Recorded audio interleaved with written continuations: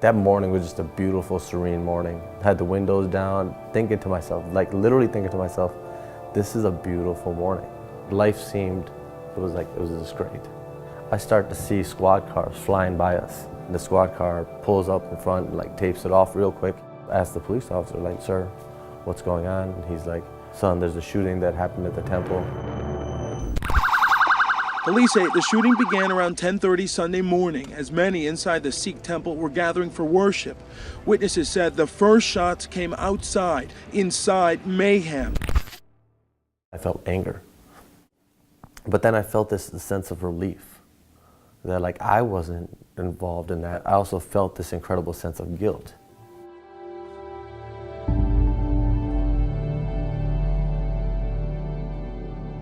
For the past 5.5 years, I've continued to wrestle with those two feelings, survivor's guilt and survivor's relief. I am just appreciative to live this life, but I also have this guilt of I'm not doing enough. And you guys all hear that?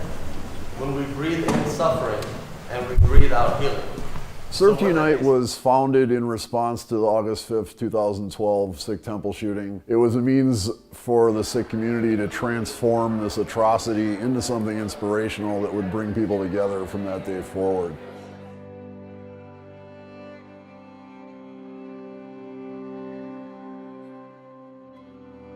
It was initially formed to bring about an awareness of the Sikh community, but then we knew that it was going to morph into something much bigger than that, to really address communal healing for all communities. Today, Serve2Unite works with young people from 2nd grade through college. We do arts-driven service learning and global engagement. We also organize a 6K run every year to raise money for scholarships for 6 young people in honor of the 6 victims of the Sikh temple shooting. And recently, Pardeep and I have started working with small towns and municipalities, trying to help them become comfortable with demographic change as populations are changing. We're weaving in our parts of ourselves into a map of Milwaukee to end the segregation, to bring everybody together. There's places where people are just not as unified, and if we have a chance to change that, we should definitely do it. Especially with Milwaukee being like that, we should do as much as we can. So this is the bullet hole that was left by the shooter as he was trying to shoot into the women that were here. He was just shooting from back here. And then Dad's final resting place was in this room, as was the other priest who was working. And he gets out here, and as these responding officers are coming to the scene, they engage in a firefight with Wade Page. And Wade Page takes his own life.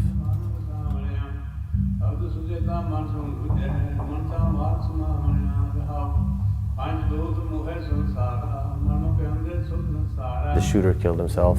There was not much explanation from law enforcement, so I said, let me reach out to Arnold and really find out why white supremacists do these things. In a selfish kind of way, I also wanted someone to raise their hand and say, you know what, I'm responsible for this. In 1987, me and a few friends of mine started a white power skinhead gang in Milwaukee. We started our own white power skinhead band also. And our band was very much a rallying point for like every pissed off white kid in Wisconsin. We must secure the existence of our race and the future of white children. We stoked their anger and their angst, and we blamed it on Jewish people, we blamed it on people of color, we blamed it on gay people. We later got involved in the early stages of what today is known as Hammerskin Nation, and that's the largest organized white power skinhead group on the planet Earth. So nowadays, when violence is perpetrated by this group, I feel a great deal of responsibility. And speaking of which, Wade Michael Page, the man who murdered Pardeep's father and 5 other people, was a member of that group. I brought that to my buddy Paul.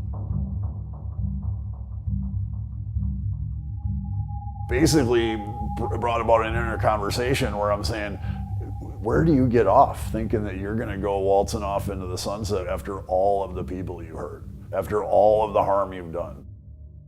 I left the movement in 1994. On paper, we couldn't have been more different, but when we sat down and talked, we saw how much we had in common, and it hit us at that point, like, we need to work together. We gotta do something together to basically get this message out to the world, and the more people we can help understand this, the better off we're all gonna be. Oh yeah, the murals. We had a group of people who like painted murals on the walls in our school, and they had like positive messages and like things to bring the community together. We've also been doing like art. We like to connect art. People of the high school age, you know, that they're the next generation. So it's important to me for them to have a good community for themselves, which will bring a better community for the younger generation and for generations to come. If we're gonna be the antidote for what's wrong with our society, we really gotta focus on what's right. In my experience, what's right is the truth that human beings have more in common than different. The more voids that a child has, the more vulnerabilities. So filling those voids with sort of wraparound programming, it takes a village to raise a child. And somehow, some way, we step back from that saying. But I think that saying is more true now than ever. It takes a village to really nurture a child.